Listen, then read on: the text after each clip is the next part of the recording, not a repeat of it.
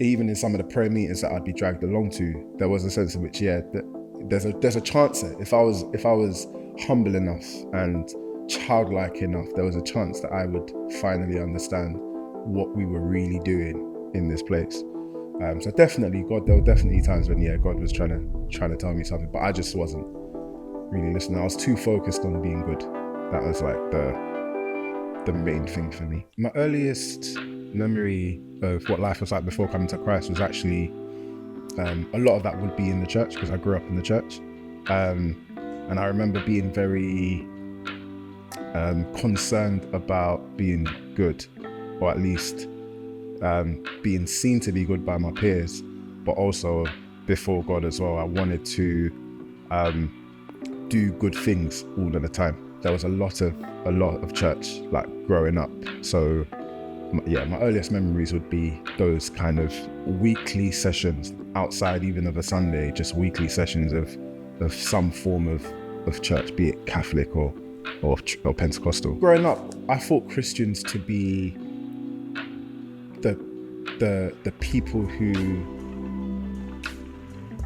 they had the truth, they were doing the right thing. And I think before coming to an understanding of the gospel, there was a sense in which I thought they were better than everybody else.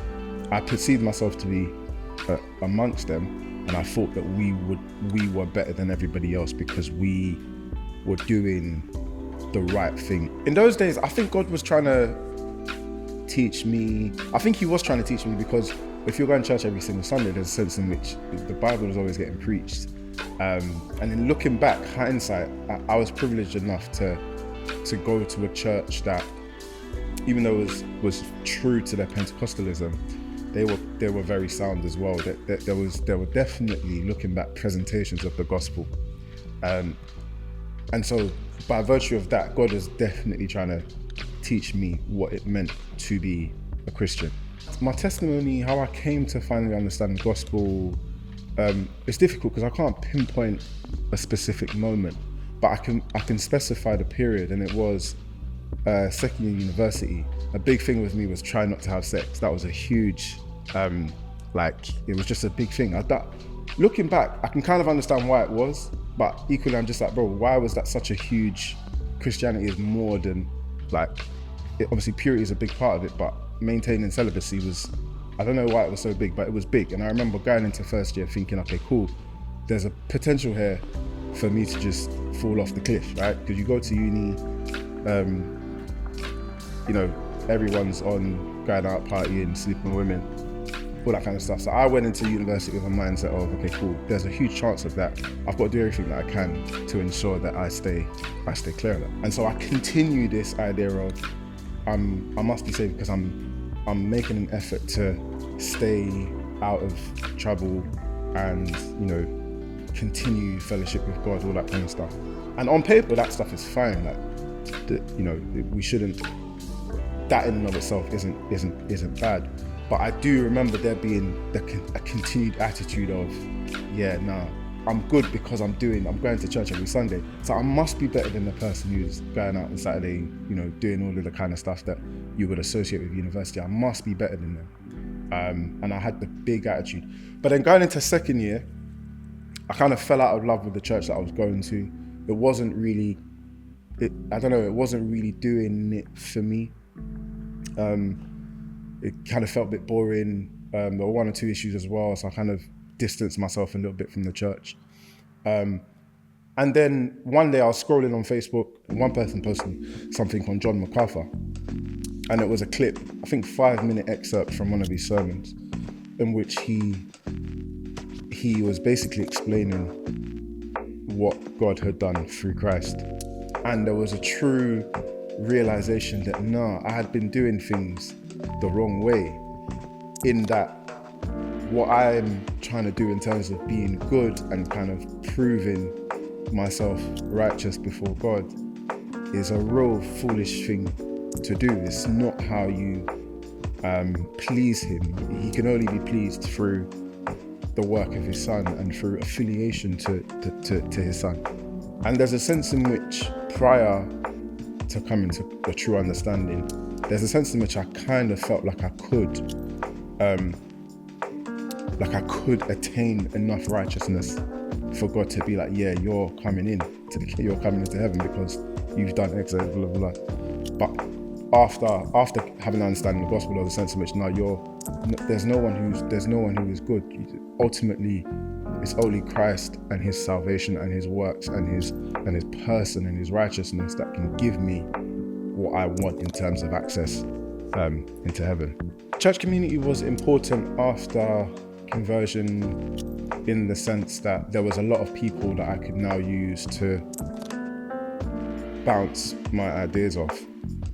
So I mentioned second year uni being the period where a change in mindset and a change in understanding happened. Fortunately, I wasn't alone in that. So there were a number of other people who sort of came to a good understanding of the gospel as well. We kind of came at the same time. Funny enough, they're the reason why I started coming to this church all those years ago. Like, we all started to come to this church together. But that kind of community, and it wasn't a huge community, but it was enough of people. The number was enough for us to be able to bounce enough ideas of each other. Ideas being, oh, this is what I've read today, and this is what I heard. This is a sermon that I've heard, and we just had a community where we could discuss stuff, and that really helped to facilitate understanding. The gospel means to me now, personally, it means life. And by that I mean it's really difficult to run away from it. It's really hard to stop thinking about it. It's really hard to live outside of the gospel. And I say that because I've had a period where things have definitely been tough, like in terms of like faith-wise, having a bit of a kind of dry phase, a dark phase, if you will, a phase where I don't know how much I'm loving the church anymore, and I don't really know how much I love God anymore, and actually the world seems a bit more appealing. I've definitely had a few seasons where that's been the case.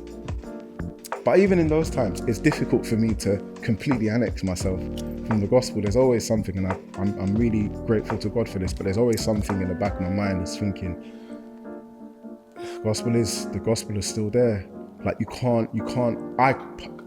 I struggle to distance myself from it. And I've just come to a place now where it's like, okay, cool. I understand this to be true. I know it's true. There's nothing really that the world can offer me that convinces me that it's not true.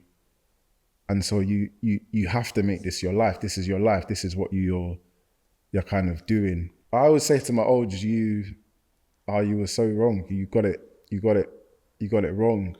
And you wasted a lot of time trying. So yeah, you got it wrong, but thank God that you now have a better understanding of things.